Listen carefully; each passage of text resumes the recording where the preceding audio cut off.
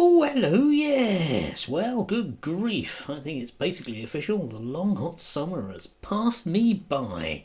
Yes. Anyway, whatever happened to that lot? Well, they're still around, still producing albums, which, well, I haven't quite got it. No, it's not really worthwhile getting the last one. Never mind that for now. Anyway, contemplating the way that I do, I was thinking about fascism, the way that I do.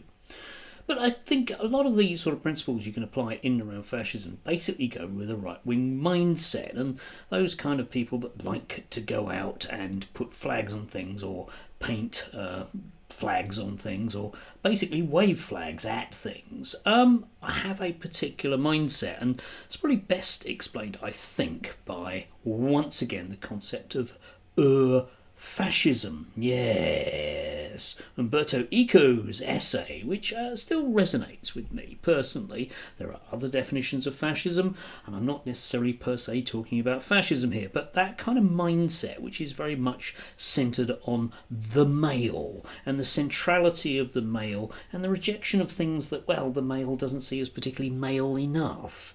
But it's worthwhile sort of thinking about some of the concepts that Umberto came out with in his 14 points, and just want to point you to a few. The first one is the notion of action for action's sake, which sort of ties in with the whole anti-intellectualism thing. I mean, that whole sort of universities are hotbeds of reds and you can't trust teachers like me, even though we're likely to be left-wing, but we are still intrinsically bad because we think about things, and you don't need to think about things, you can just feel them. Yeah, that's the whole kind of shtick that you get with GB News. Feelings are ultimately where it's at. I mean, the right itself has just, completely gone past the whole Ben Shapiro facts don't care about your feelings things now. It is vital that you are in touch with that inner feeling. It's about how you and your inner Englishman are when faced with a pride flag or a Palestinian flag or anything other than the proper flags, like I stand behind, because, I'm a good Englishman, except I'm a bad Englishman. Oh, it gets confusing, doesn't it? Yes. And then that sort of instantaneously leads you into the whole idea of life as eternal struggle. Yeah, there's them and us, isn't there? And us is, well, just basically all the basically nice, straight, white males who are just intrinsically nice people because they are white and straight and indeed male. They aren't like them nasty gals. You get a lot of this in groups like the Lotus Eaters and some of the other sort of spotty boy Herberts that hang around with Rupert Lowe. There's just that sort of rejection of notions of femininity in whatsoever, which includes any form of gay people. So the idea of trans people is utterly terrifying to them, because imagine, right, if you fancied somebody and it wasn't a girly. That would be awful, wouldn't it? Be awful, that, wouldn't it? Probably, yes. And, this has led recently to loads of discussions on right-wing notice boards about whether or not it would be actually gay to have sex with a trans person. Hard to say, really, isn't it? Yes, I don't care about such things, but if you're in that mindset, it becomes very, very problematic. Threatening your own sense of self-worth. But this idea of the wider notion of them and how bad they are, of course, it just means that you end up with these nebulous ideas of enemies which are constantly shifting and changing. So there's the horrible idea of the elites, who aren't ever people that are actually running things, but people that are visible in some way that upset you. So the elites are people that okay pride flags to be painted on things, and the elites are people in the media that you just don't like Gary Lineker and James O'Brien. The elites would never be those people that actually run the media, like, Rupert Murdoch, who, let's face it, is an Australian ex-dom, non-dom US citizen who owns somewhere in the region of about 25 to 30% of all British media. But he can't be the enemy. It's got to be that Gary Lineker, who's a football pundit, or used to be, or something. Yeah?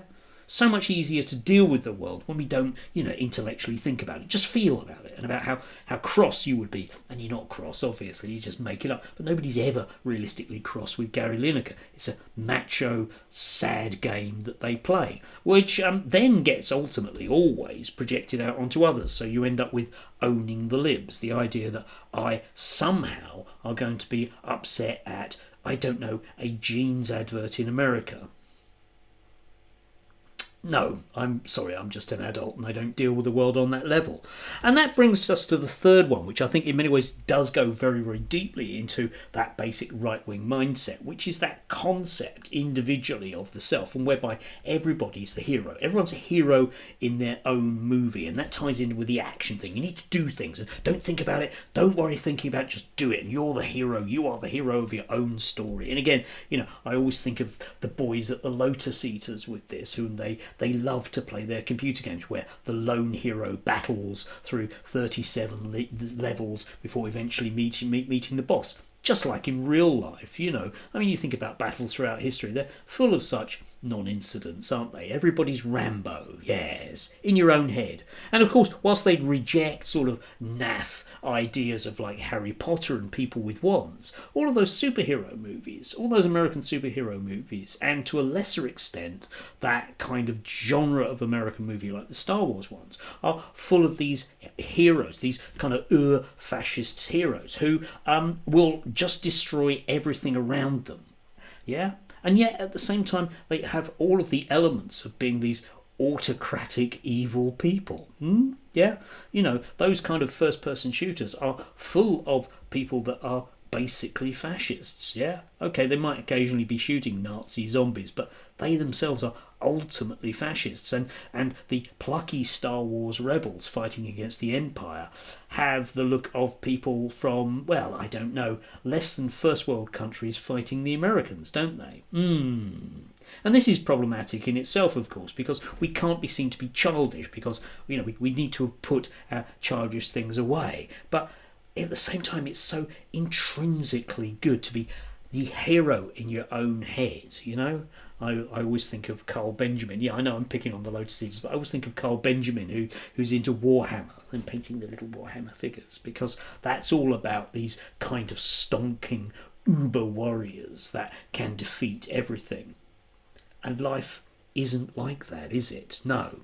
But the problem with that mindset, of course, is that it ties into this notion that you must therefore be that much better than everybody and able to do everything better than everybody else. And probably the classic recent example of that is our local reform councillors, who are basically dropping like flies because they've realised that you have to actually know things and understand things to be able to do things.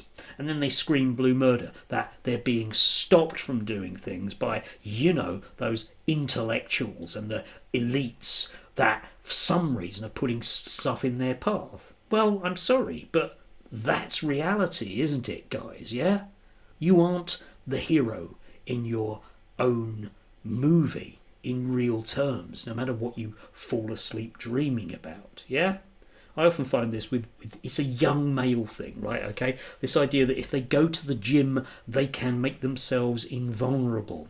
Yeah, as though they can defeat the laws of physics by pumping iron. Ain't gonna happen. The real world is messy and complicated, and we, as human beings, are destined basically to overcome our struggles in our life collectively. That's what we've done in the past.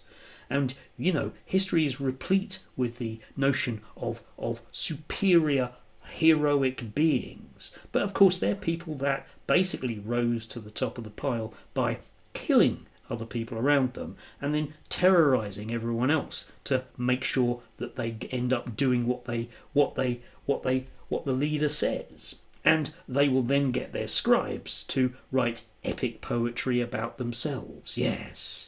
That's why we have this notion on the right, and you see it a lot in the British media, about, proper British history, which is all about kings and very, very important people. It's never about the masses, the actual, Volksdeutsch, to use a sort of German phrase. It's always just simply about the Übermenschen, those who are superior beings. But I'm sorry, but whenever I do see, for example, those blokes from the Lotus Eaters, or Rupert Lowe, and that crew, or indeed most of them out of Tufton Street, I just think how basically palsied they are, and how shallow intellectually, if nothing else, their lives are, because they have to live in this cartoonish view of the universe, which is one that patently doesn't exist, and yet at the same time they cling to it in the life raft, all adrift at sea, because they are at heart frightened little boys. And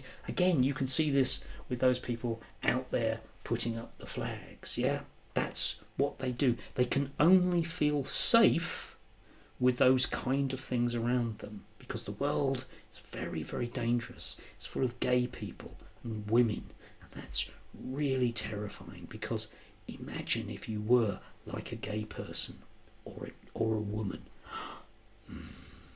No, I mustn't think like that. That's to give in, isn't it? Do have a lovely one if you can do. Enjoy. I'll no doubt. Travelling back today. I hate travelling. Still, going through London. I hope I survive.